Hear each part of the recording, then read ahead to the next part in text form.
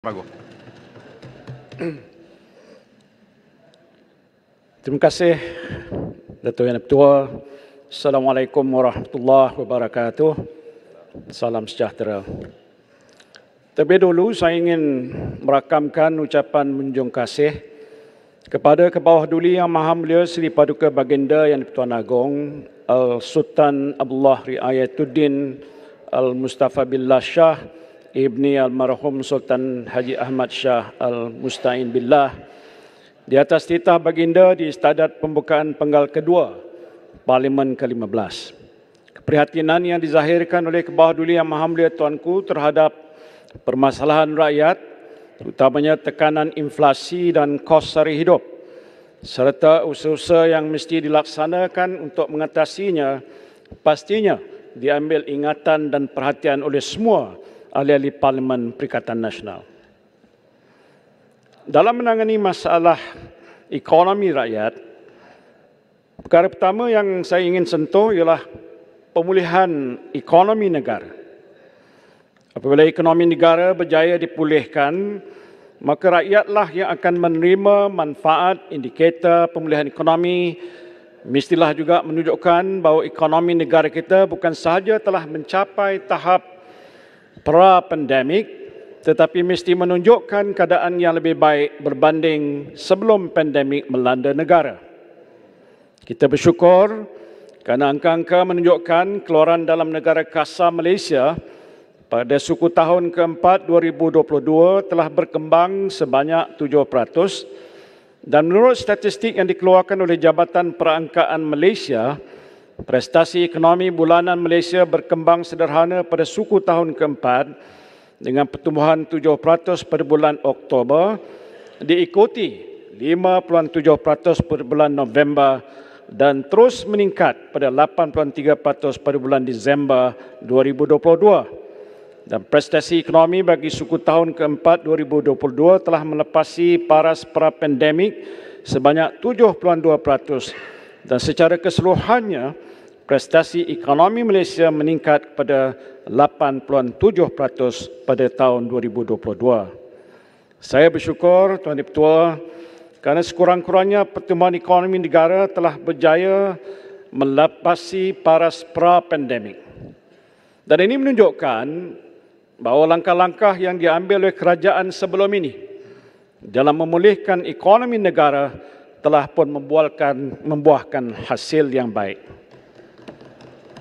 Dalam hubungan ini, saya juga ingin menarik perhatian Dewan Yang Mulia ini tentang pemerhatian yang dibuat ketika itu oleh Majlis Pemulihan Negara yang telah dibawa ke perhatian Kabinet Kerajaan sebelum ini, bahawa indikator pemulihan yang sebenar bukan sekadar kejayaan kita untuk mencatatkan pertumbuhan melepasi paras pra-pandemik, tetapi pra-pandemik plus.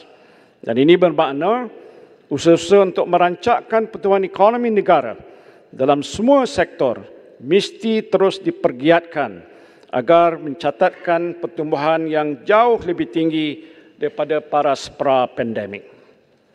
Dan untuk itu perhatian mesti diberikan kepada usaha-usaha untuk memudah cara pertumbuhan dalam semua sektor ekonomi utama. Sektor-sektor yang terjejas teruk seperti sektor pembinaan, sektor pertanian, pembuatan dan perkhidmatan, dan termasuk juga sektor pelancongan dan perusahaan mikro, kecil dan sederhana mesti dipastikan terus berada pada landasan pemulihan yang betul. Masalah-masalah yang mereka hadapi seperti aliran tunai, kekurangan pekerja dan juga peningkatan kos operasi perniagaan mesti ditangani dengan cekap dan berkesan. Saya percaya dalam proses pemulihan ekonomi negara, sektor-sektor ini masih memerlukan sokongan kerajaan. Tambah-tambah lagi dalam menghadapi keadaan ekonomi dunia yang dijangka lebih suram pada tahun ini, dan saya ucapkan tahniah kepada Titi Wangsa semalam yang telah pun menjelas panjang lebar cabaran besar negara kalau kita tak uruskan soal pemulihan ini dengan secekap yang mungkin. Kita tak mahu sektor-sektor yang sedang pulih ini, Tuan Ketua, jatuh lagi akibat kemelesetan ekonomi global yang akan turut menjejaskan ekonomi negara kita. Saya berharap dalam bajet 2023 yang akan dibentangkan nanti, kerajaan akan menyediakan bantuan-bantuan sama ada dalam bentuk fiskal ataupun non-fiskal untuk sektor-sektor ekonomi tertentu bagi memastikan proses pemulihan ekonomi negara kita tidak terjejas dan terbantut.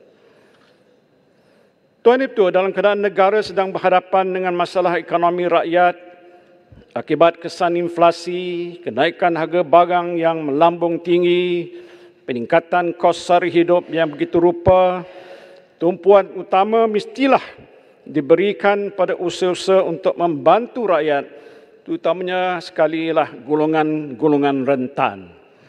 Saya ingin menarik perhatian Dewan Yang Mulia ini kepada kenyataan Yang Amat Berhormat Perdana Menteri Yang Amat Berhormat Tambun di peringkat awal penubuhan kerajaan, bahawa kerajaan akan mengemukakan langkah-langkah yang komprehensif untuk menangani masalah kos sara hidup rakyat dalam tempoh 2 minggu. Sekarang ni dah menjangkau hampir 3 bulan, Tuan Ibu Ketua. Saya masih belum nampak sebarang langkah yang konkret dan komprehensif yang diambil atau akan diambil oleh kerajaan untuk mengatasi masalah kenaikan kos sara hidup rakyat ini. Yang kita dengar, Menteri kata kalau harga ayam mahal, jangan makan ayam. Kalau harga telur mahal, jangan makan telur. Kalau tak makan telur, apanya lagi? Dan ini bukanlah sesuatu yang rakyat harapkan sebenarnya daripada kerajaan yang ada pada hari ini. Yang rakyat harapkan, Tuan Ibu Ketua, ialah tindakan-tindakan sama ada dari segi dasar, inisiatif atau intervensi tertentu untuk meningkatkan pendapatan rakyat, menyalurkan bantuan pada golongan yang memerlukan, serta memastikan bekalan barangan keperluan asas mencukupi dan juga dijual dan ditawarkan pada harga yang munasabah. Ya, menu rahmah yang diperkenalkan oleh kerajaan mungkin satu inisiatif jangka pendek yang baik. Tetapi dari segi jangka masa panjang, adakah inisiatif ini dapat bertahan sekiranya kos bahan mentah terus meningkat? Saya harap dalam masa yang terdekat ini kerajaan dapat mengumumkan langkah-langkah yang lebih konkret dan bukan formula-formula saja, Yang Berhormat Menteri-Menteri, dan langkah yang menyeluruh untuk mengatasi masalah kos sara hidup rakyat dan membantu golongan yang rentan ini. Tuan Ibu Ketua, satu lagi kesan daripada pandemik COVID-19 yang melanda seluruh dunia ialah masalah kemiskinan yang menyebabkan jurang antara golongan kaya dan miskin semakin melebar. Laporan Global Economic Prospect oleh Bank Dunia yang dikeluarkan pada bulan Januari tahun ini mendedahkan hasil kajian di 34 buah negara mendapati kumpulan B40 menerima kesan kehilangan pendapatan yang paling ketara. Dan ini menunjukkan bahawa pandemik COVID-19 yang melanda seluruh dunia memberikan kesan yang besar pada golongan miskin dan berpendapatan rendah. Negara kita juga tidak terkecuali. Kumpulan B40 bukan lagi kekal B40, tapi telah pun meningkat pada kadar 61%. Dan ini bermakna sementara kumpulan B40 sebelum ini menjadi lebih miskin, sebahagian daripada mereka yang tergolong dalam kumpulan M40 sebelum ini juga telah jatuh miskin. Ini satu perkara yang serius, Tuan Ibu Ketua, dan mesti diberikan perhatian yang segera, perhatian yang utama oleh pihak kerajaan. Kita akan berhadapan dengan masalah putaran ganas kemiskinan yang parah dan sukar dipulihkan sekiranya langkah-langkah segera tidak diambil oleh kerajaan untuk menangani masalah kos sara hidup, membasmi kemiskinan dan menambah pendapatan rakyat. Mesti juga ada program dan inisiatif khusus yang disediakan oleh kerajaan untuk menangani keadaan yang amat genting ini. Tuan Ibu Ketua, satu lagi perkara penting yang mesti diberikan keutamaan oleh kerajaan ialah dasar mengenai Bumi Putra. Hakikatnya sebahagian besar pada golongan B40 atau dalam konteks hari ini lebih tepat dikatakan B60 adalah bumi putera. Sebuah negara majmuk dan berbilang kaum tidak akan stabil dan makmur sekiranya kaum majoriti berada dalam kelompok miskin dan berpendapatan rendah dengan jurang kaya miskin semakin melebar. Saya berharap kerajaan akan memberikan tumpuan yang sepenuh pada usaha-usaha untuk memajukan ekonomi negara dan memelihara kebajikan rakyat. Itulah tugas hakiki kerajaan. Dengarlah suara rakyat yang mahukan pembelaan. Misalnya, apalah salahnya kalau kerajaan mempertimbangkan sekali lagi pengeluaran wang, kumpulan wang simpanan pekerja secara bersasar. Sekiranya ini adalah kehendak rakyat untuk membantu meringankan beban mereka di kala susah, bukan duit kerajaan, duit rakyat. Begitu juga dengan moratorium daripada pinjaman bank. Bank-bank terus membuat untung walaupun ketika negara berhadapan dengan krisis COVID-19 yang lalu. Apalah salahnya jika bank sekali lagi turut membantu rakyat dengan melaksanakan semula moratorium bayaran balik pinjaman bersasar bagi tempoh tertentu untuk meringankan beban rakyat akibat kesan inflasi dan kenaikan OPR. Kerajaan tak payah keluar duit 1 sen pun, Tuan Yang Bertuah. Berhentilah bermain politik dan membuat keputusan-keputusan cakap tak serupa bikin. Misalnya, tiba-tiba ada dasar menteri-menteri boleh lantik anak beranak sebagai pegawai, walaupun tidak mengambil gaji. Pelantikan ini, Tuan Yang Bertuah, pun kita tahu menimbulkan pencanggahan kepentingan ataupun dengan izin konflik of interest yang berbau nepotisme. Yang itu dikatakan oleh PH dulu ditentang, tapi hari ini sudah jadi dasar. Wajar ke begitu?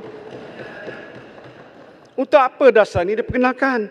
Tak ada kaitan langsung dengan keperluan rakyat yang mendesak pada ketika ini.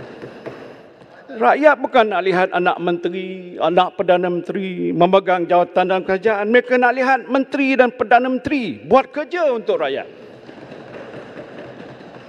Begitu juga dengan tindakan kerajaan menekan kebebasan anak-anak muda untuk bersuara di media sosial, terutamanya menerusi saluran TikTok.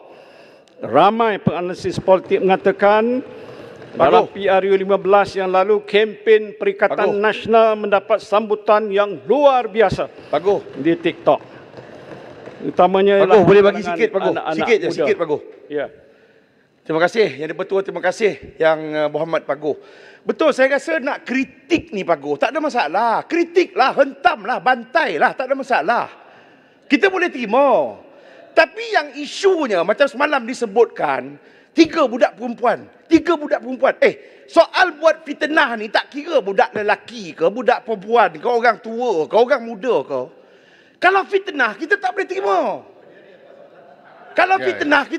Nak kritik, nak hentam. Tak, yang tak puas hati bangunlah, bangun. Pergi makan ubat. Tak, ini peluang saya, bagilah saya nak cakap. Bagi saya cakap. Speaker apa ni? Ulu Langat kena ajukan. Ulu Langat duduklah. Duduklah Ulu Langat. Ajukan soalan Apa soalan? Itu saya nak katakan, nak kritik boleh kritik, tapi isunya sekarang ni masalah sebelah sana buat fitnah yang memang tak betul. Fitnah. Ulu Langat yang buat fitnah. Keselamatan negara. Ulu Langat yang buat fitnah. Masalah Perikatan Nasional ni. Masalah Perikatan Nasional ni. Ulu Langat. Buat fitnah. Terima kasih. Mas Saman. Kalau fitnah Saman. Okey, terima kasih. Ulangat. Kita tak nak bergaduh di sini, Tuan Yang Bertuah. Kalau yang benar tu ialah benar. Kalau fitnah tetap fitnah. Tetapi kalau tidak fitnah, inilah pernyataan hak rakyat untuk menyatakan sesuatu menerusi media TikTok. Apa salahnya? Saya tak faham. Jadi Dia tak faham. Tuan Yang Bertuah, ini saya fikir adalah satu bentuk political prosecution dengan izin. Ini satu lagi langkah yang kita katakan tadi bikin tak serupa cakap. LGBT siapa dia? Di sebelah sana kah amalkan LGBT? Saya tak bangkitkan soal itu, Tuan Yang Bertuah. Makan cili rasa pedas. Tuan Yang Bertuah, begitu juga dengan kenyataan-kenyataan yang seolahnya mencabar kedudukan kaum Melayu dan Bumi Putera di negara ini. Kononnya perkhidmatan awam di negara ini didominasi oleh kaum Melayu dan atas nama reformasi, dominasi ini mesti dirombak. Hormatlah sikit perasaan penjawat awam. Yang berhormat sana dalam kerajaan, kalau menyentuh perasaan penjawat awam, kalau mereka tak nak bekerja, apa jadinya kita? Tuan Yang Pertua, saya perhatikan kepimpinan kerajaan hari ini. Kota Baru, belakang. Oh ya. Yang Berhormat Tuan Yang Pertua, Yang Berhormat Paguh tadi ada menyebut kerajaan perlu mengambil kira perasaan dan juga peranan yang dimainkan oleh penjawat awam. Apa pandangan Paguh? Kita dipahamkan bahawa selepas kerajaan ini mengambil alih pentadbiran negara, seramai sekitar 20 orang ketua-ketua jabatan yang terdiri daripada KSU dan sebagainya yang masih lagi diletakkan di dalam pool di JPA. Apa pandangan Paguh? Saya fikir tak wajar, Tuan Yang Pertua. Saya ingat masa saya di sebelah sana dengan PH pun dulu. 8 menteri nak tukar ketua setiausaha kementerian. Kementerian saya tak tukar. Pasal pejabat awam ni ialah pejabat awam yang bersikap profesional. Kenapa kita nak tukar mereka? Kenapa nak masukkan dia dalam peti ais, bekukan?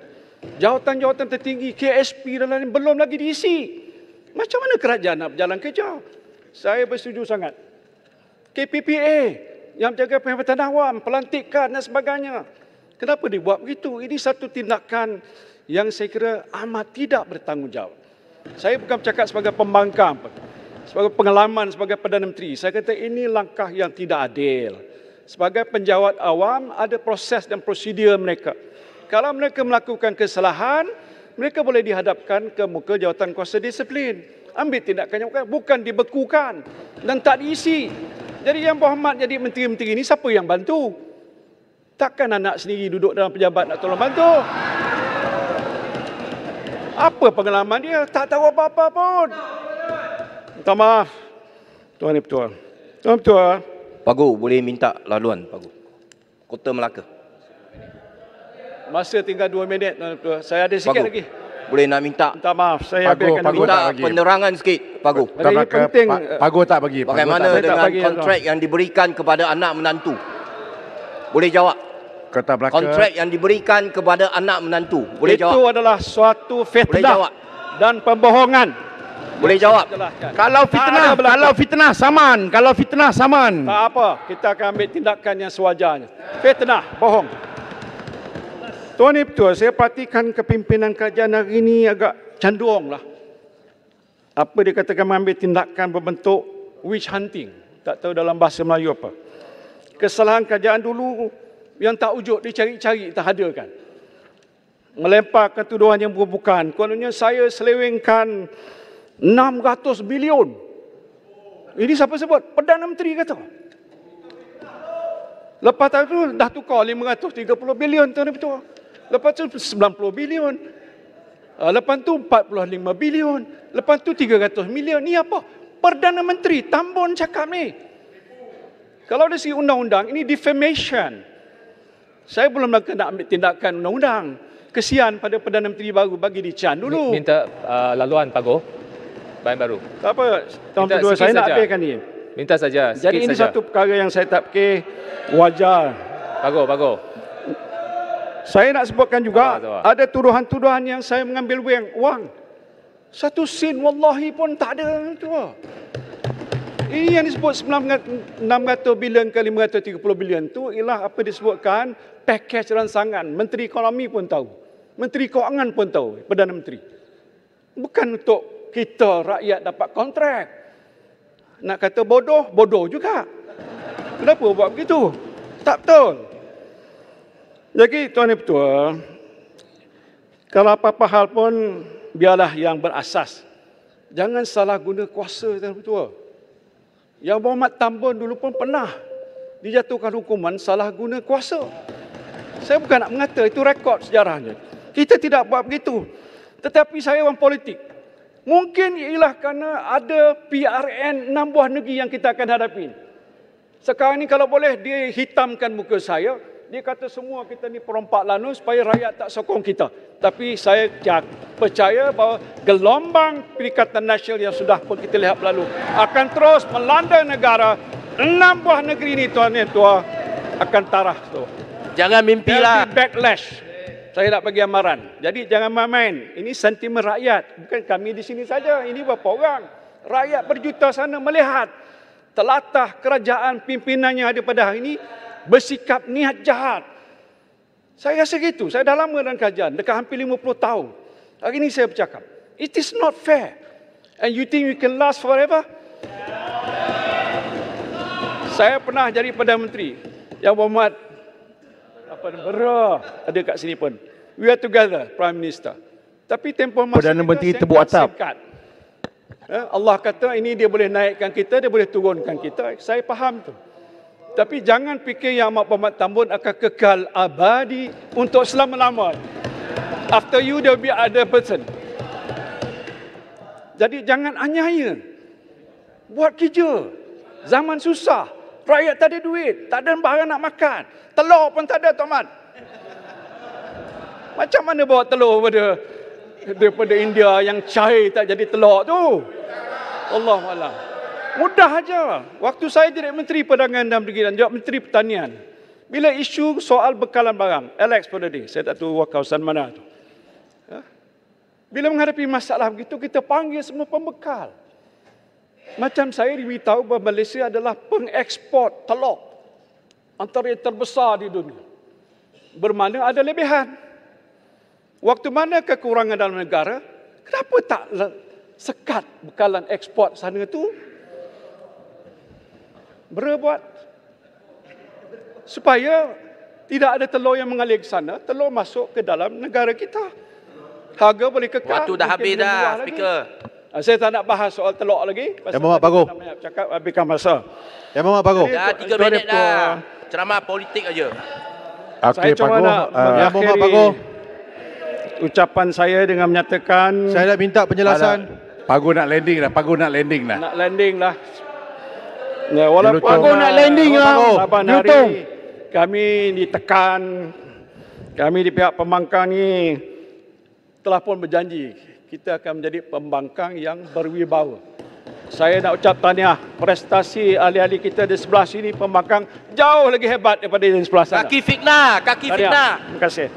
Jadi itulah pandangan saya dan insya-Allah kita akan teruskan usaha kita untuk membantu bersama-sama kerajaan. Jangan khianat, Yang Berhormat. Kami tak pernah khianat. Dasar-dasar untuk pembangunan Kami bukan negara. pengkhianat. Terima kasih.